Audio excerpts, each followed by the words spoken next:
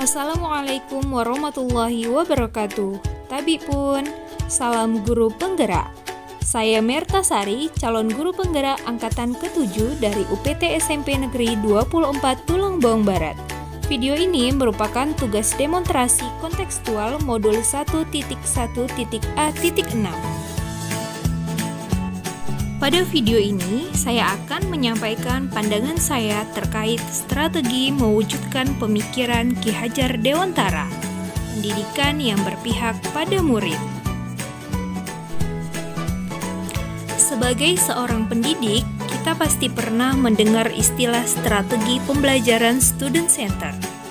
Student center sejatinya merupakan filosofi pendidikan yang dikemukakan oleh Ki Hajar Dewantara. Beliau menggunakan istilah pendidikan berhamba pada sang anak. Maksudnya, pendidikan yaitu menuntun segala kodrat yang ada pada anak-anak, agar mereka dapat mencapai keselamatan dan kebahagiaan yang setinggi-tingginya, baik sebagai manusia maupun sebagai anggota masyarakat. Pendidikan itu adalah suatu tuntunan di dalam hidup tumbuhnya anak-anak kita. Artinya, bahwa hidup tumbuhnya anak itu terletak di luar kecakapan atau kehendak kita kaum pendidik. Sebagai makhluk, manusia dan benda hidup, mereka hidup dan tumbuh menurut kodratnya masing-masing. Pendidik hanya dapat menuntun tumbuh atau hidupnya kekuatan-kekuatan itu, agar dapat memperbaiki lakunya, bukan dasarnya. Pendidik ibarat petani yang menanam banyak tumbuhan seperti padi, jagung, kacang, dan lain-lain. Kewajiban petani hanya menuntun tumbuhnya berbagai tanaman tersebut. Ia dapat memperbaiki kondisi tanah, memberi pupuk, air, dan membasmi hama yang mengganggu. Meskipun pertumbuhan tanaman dapat diperbaiki, tetapi ia tidak dapat mengganti kodrat masing-masing tanaman. Misalnya, petani tidak bisa menjadikan padi menjadi jagung. Nah, walaupun hanya dapat menuntun, akan tetapi pendidikan memiliki faedah yang sangat besar terhadap hidup tumbuhnya anak-anak. Makna berhamba pada anak tercermin dalam semboyan Ing ngarso sum tulodo, Ing madyo mangun karso tuturi handayani. Filosofi pendidikan ini mengisyaratkan pendidikan untuk memberi tuntunan sesuai dengan tahap-tahap perkembangan anak secara budi, yang meliputi konsep cipta, rasa, dan karsa, dan pekerti meliputi konsep tenaga sesuai dengan kodrat sang anak. Lalu, bagaimana untuk mewujudkan pemikiran pendidikan yang berhamba pada anak? Ya, pendidikan yang berpihak pada murid merupakan pendidikan yang sesuai dengan konteks diri murid dan sosial budaya di daerah asal. Pendidikan disesuaikan dengan kodrat alam dan kodrat sang anak. Pendidikan memandang anak dengan rasa hormat. Pendidikan harus memerdekakan, membiarkan anak tumbuh sesuai kodratnya.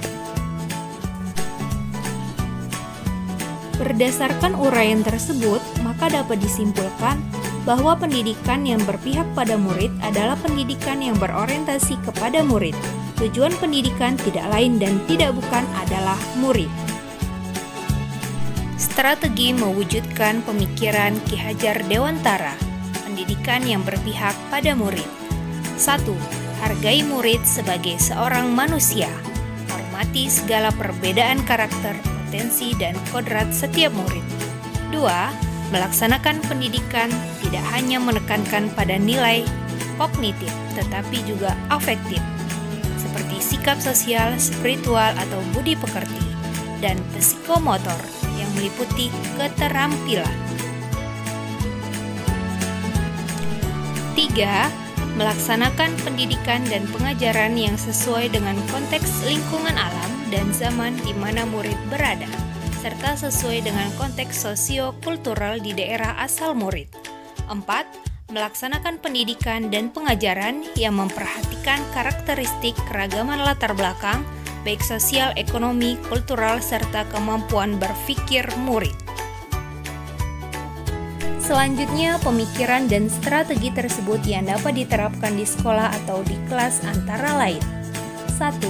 Melaksanakan pembelajaran dengan menggunakan media kreatif atau lebih menyenangkan. Contohnya menggunakan media kreatif yang dibuat sendiri yang berbasis permainan sehingga anak yang lebih aktif di kelas. 2. Memberikan tugas dengan membebaskan kepada murid memilih bentuk laporan hasil penugasan sesuai minat dan kreativitas siswa. Contohnya mengumpulkan tugas dengan video atau menggunakan aplikasi-aplikasi media sosial seperti TikTok, YouTube, dan lain-lain. 3. Melaksanakan pembelajaran yang memberikan kesempatan kepada murid untuk berkolaborasi atau bekerja sama dalam tim untuk mengembangkan kompetensi sosialnya. 4. Melaksanakan pembelajaran dengan konteks alam, sosial, dan budaya. 5. Memberikan kesempatan kepada murid untuk melakukan refleksi diri terhadap proses pembelajaran yang sudah dilakukannya untuk mengungkapkan apa yang diharapkan dan apa yang tidak disukai dalam pembelajaran. Selanjutnya, tantangan apa dan bagaimana solusi penerapan pemikiran Ki Hajar Dewantara di sekolah dan di kelas? Dalam pelaksanaan di kelas atau di sekolah, tantangan itu pasti ada. Bukan hal yang mudah. Kita harus banyak belajar terutama dengan karakteristik dan potensi murid yang beragam dan unik. Namun, itu semua bukan hal yang membuat kita menyerah. Kita harus bersabar dengan berproses agar penerapan pemikiran Ki Hajar Dewantara dapat dilaksanakan dengan baik. Sebagai guru yang menuntun tumbuh kembangnya murid, guru harus optimis, semangat, dan terus belajar agar anak-anak dapat mencapai keselamatan dan kebahagiaan yang setinggi-tingginya. Demikian hasil pemikiran saya terkait dengan pembelajaran yang berpihak pada murid. Terima kasih, semoga bermanfaat. Saya akhiri. Wassalamualaikum warahmatullahi wabarakatuh.